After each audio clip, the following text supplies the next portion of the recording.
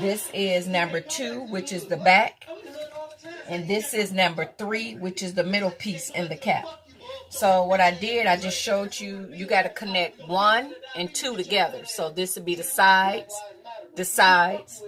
So this would be this one. 1.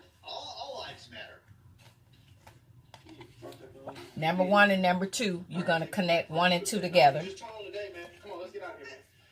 Line it up on the sides, as you see. The lace on that side, the lace on that side. Sew down this side, sew down that side. And then you'll start putting your darts in it. So you put your first dart in it. And you sew that down. You sew all 3 of your darts down. And this is a standard medium. Remember, if you want it smaller, you make it smaller. 1, 2.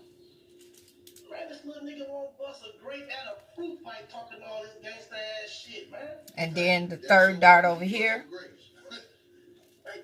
3. You do your 3 darts in there.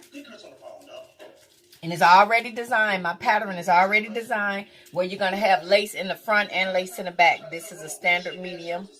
And I'm not going to do it live on camera. I'm putting it together because I normally charge people to show them how to sew these caps and put it together. So it should look like this.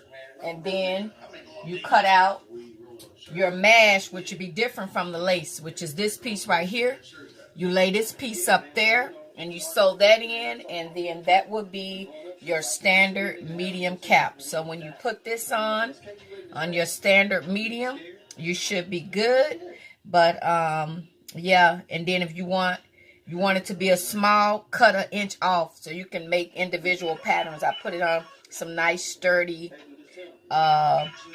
construction poster paper so it'll last longer and you can duplicate. But just kind of show you, like, if it was going on a person's head, if this was going on somebody's head, the lace.